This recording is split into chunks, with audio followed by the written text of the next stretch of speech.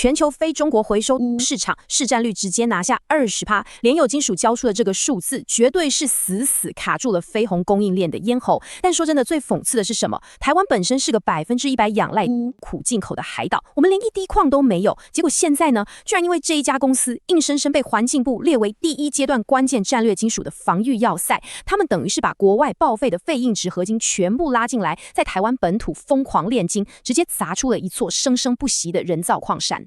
这套机制的底层逻辑其实就是极致的垂直整合。你看，母公司专门在提炼酸钠，但在回收那些废刀具、废铜钢的过程中，化学反应会自然分离出6%到10%的钴。重点来了，这部分的钴对母公司来说，取得成本是多少？几乎是0。没错，零成本的副产品直接过手交给子公司联友先进，立刻转化成高质化的电池级硫酸钴液，还有金属钴粉。这种钴半生副产品资源化的闭环设计，在化学制程上根本是一鱼朗吃的顶级艺术。而且他们最深的那道护城河是独创的自然氧化法。直接把传统那种高污染、高耗能的制程踢到一边，硬生生把产品碳足迹砍掉一半，整整50%。这可不是随便喊喊的 ESG 口号人家是实打实拿到了 UL2809 的100%回收材料验证，还有 RMI 非重土矿产认证。在现在这个市场，这2张证书就是最高级的绿色 VIP 通行证。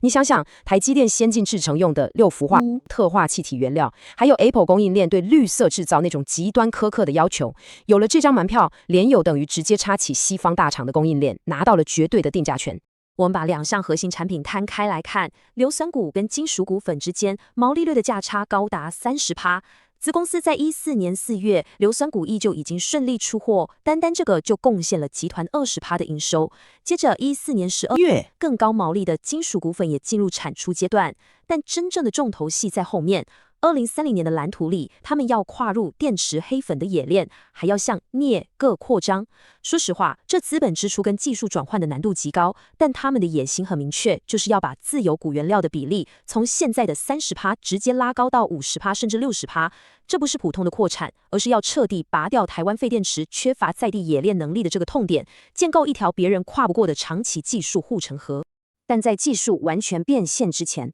真正让他们财报一飞冲天的，其实是极端剧烈的总经催化剂。中国从2025年2月开始对实施一单一证的极限出口管制，还大砍了 6.5% 的开采配额。这动作一下去不得了，国际氧化瞬间爆出8000到1万吨的巨大缺口。这风暴到底有多扯？你看日本第一季从中国进口的数量原本是1400吨，结果雪崩式暴跌，最后竟然只剩下区11吨。这种因为地缘政治引发的恐慌性断链跟大缺货，直接帮联友点燃了接下来的财务核弹。10.01亿，你看清楚，这是2026年第一季，也就是115 Q1，单一个季度的营收数字。要知道，2024年全年度的营收也才10.99亿呀。现在3个月就几乎追平过去一整年的表现，这庞大营收的背后，代表的是他们产线极度疯狂的废料吞吐跟处理能力。全球因为缺料，急得像热锅上的蚂蚁，到处疯抢飞鸿供应链的产能。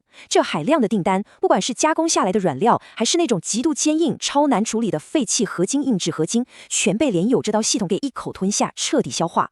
营收暴增很吓人，但最可怕的数据在这里，毛利率。联友过去的毛利率大概稳稳落在9%到12%之间，结果2026年第一季这条线直接垂直喷射，飙升到不可思议的74%，这根本是地缘政治红利下砸出来的毛利奇迹。这完全归功于他们非常贼也极度灵活的双轨商业模式。一方面稳稳赚高毛利的加工代工费，不伴零价格波动风险，还能顺手扒下免费的股；另一方面，利用手上庞大的低价存货，在原物料报价狂飙的超级周期里，狠狠赚了一笔极端暴利的低买高卖溢价利润。把这些利润全部挤出来，最后的盈余表现就是单季税前净利高达 6.66 亿元，基本 EPS 直接冲上 10.72 元。这个数字一开出来，所有法人机构绝对是当场看傻眼。你回头看2025年整年 EPS 也才 5.45 元，现在一季直接赚赢过去2年，这就是教科书等级的存货成本落后市价所带来的巨大时间差红利。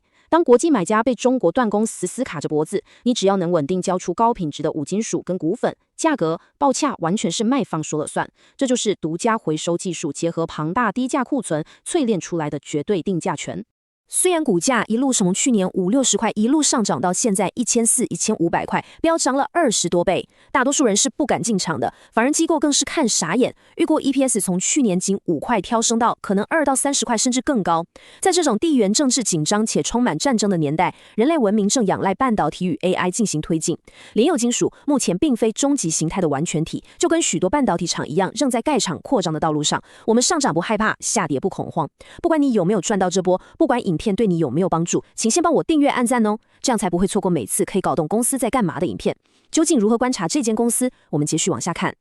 好，冷静下来，我们用最严格的审计视角来检验他们开过的支票。达标的部分确实亮眼，营收暴增，114年顺利挂牌，硫酸钴液跟金属股粉也都如期挤出来了。但是这里有一个非常致命的现实落差，这家成天打着国家队名号的战略要塞，当初可是拍胸脯承诺台湾本土料要占到50%的，结果现实数据一翻开，高达95%的废料严重仰赖国际进口，特别是死绑定日本的 AMJ 商社，真正所谓的本土料居然只占了可怜的5%。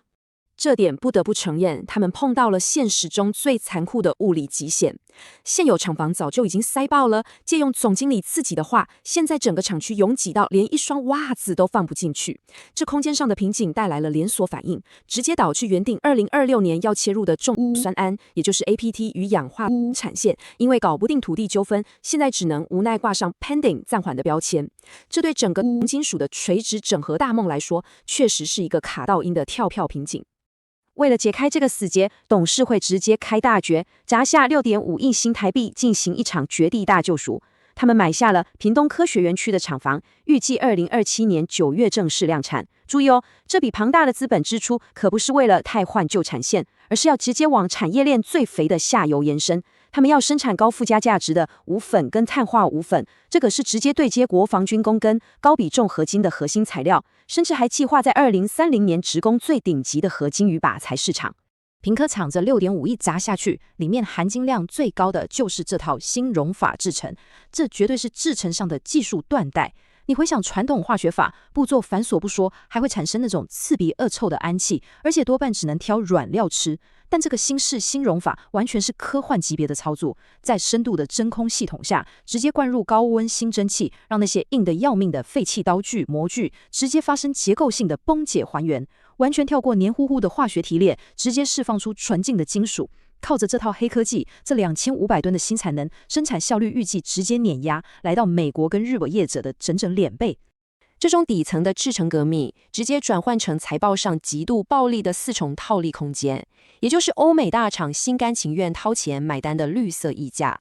第一重，直接吃下中国出口原物料不退税造成的13%到15%增值税天然利差。第二重，他们名列美国25%关税的豁免清单，现省1/4。第三重，真空密闭低碳排，碳足迹比挖传统原矿狂降50%到60%。第四重，完美对接欧盟新电池法的再生金属比例，还有 CBAM 碳税。对 Apple、台积电这些被 ESG 逼到跳脚的国际巨头来说，联友这条绯红供应链，就是他们规避风险、无可取代的绿色通行证。